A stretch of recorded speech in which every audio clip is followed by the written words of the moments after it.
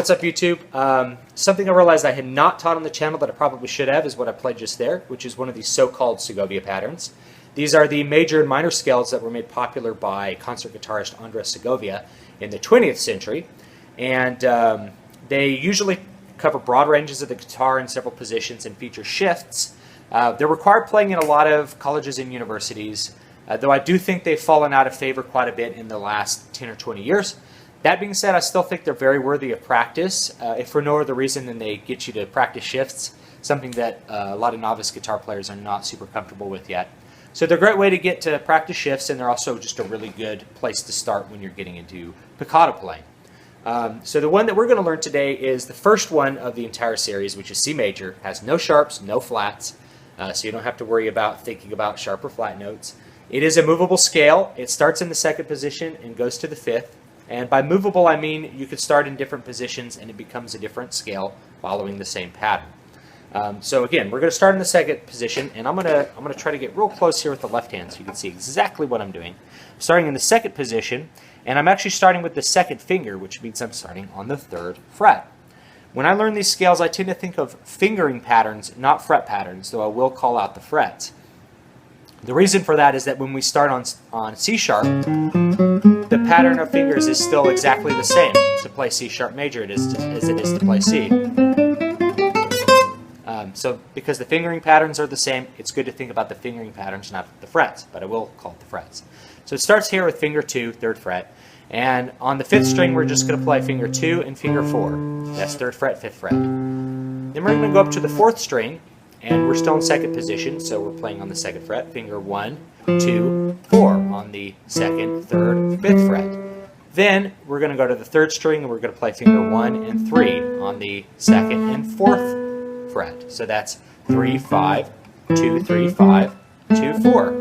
And that's our first octave of it. Calling out the fingerings. 2, 4, 1, 2, 4, 1, 3. And right after this one, our ear wants to go to tonic, but instead of playing that tonic with the 4th finger here on the 5th fret, we're going to shift our whole hand up to the 5th position, starting on the 3rd string. So we're going to go 1, 3, and then we're going to shift to 5th position, finger 1. And the way I'm doing that shift is I'm keeping my first finger on the string, and I'm shifting up to the 5th fret and playing. You can even press down if you want. There will be no sound. And because it's on a treble string, there's no sound to the shift, unlike on a bass string where you might hear sh sh sh. And 1, 3 again. So we're going to go 1, 3, 1, 3. And then we're going to go up to the 2nd string, 1, 2, 4. That's fret 5, 6, 8. And then on the 1st string, we're going to end 1, 3, 4. That's fret 5, 7, 8. So for the whole pattern, 2, 4, 1, 2, 4, 1, 3, shift, 1, 3, 1, 2, 4, 1, 3, 4. This scale, which is not true of all Segovia patterns, is the same going down as it is going up. So we just return doing the exact same pattern. Shift. Good. Let me get nice and close.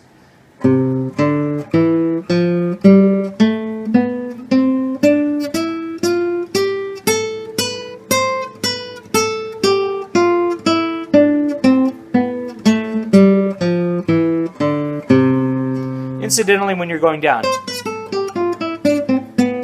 so to do that shift, 3, 1, we're going to release the string so the sound stops. We're going to slide to the 2nd fret and then put our 3rd finger down. And I did that incorrectly. We don't want the portamento. We want no sound.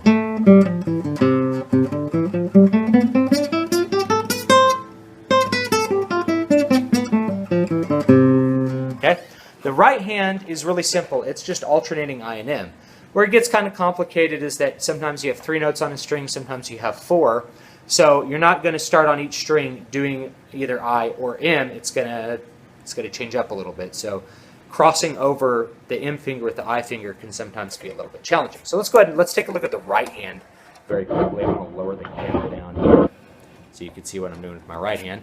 I like to practice scales in the normal position, which is a little bit behind the sound hole, rather than the Ponticello position.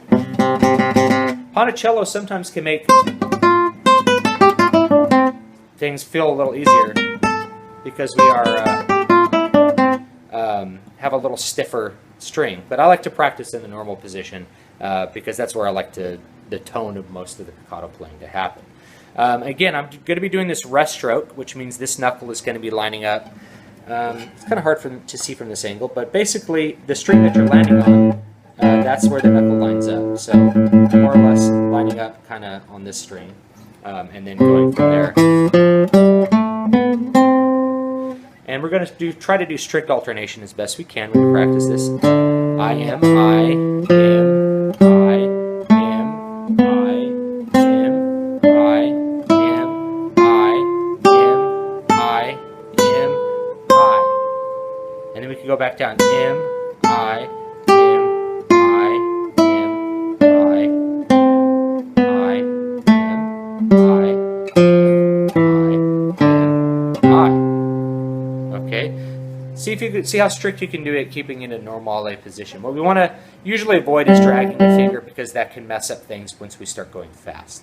So we want strict alternation with I and M, and we'll review the pattern one more time before we kiss you goodbye. Let me get nice and close here for you.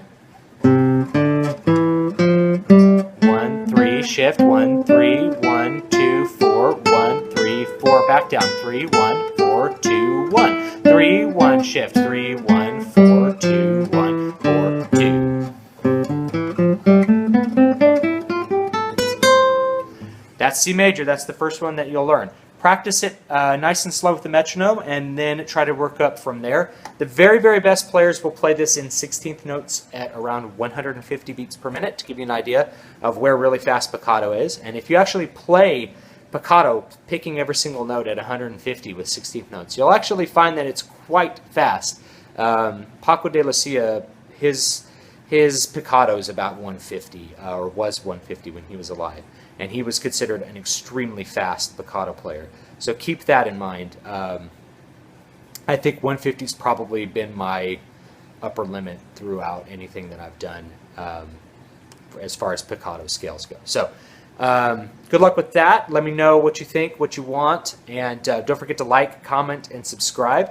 If you want to interact with me outside the channel, of course you can leave comments on the channel or on the video. You can find me on my Facebook page, facebook.com/David Van Dyke Stewart, twitter.com/David V. Stewart, my website, dvspress.com, which is my fiction website, and davidvstewart.com, that's my general website. Or find me on Google+.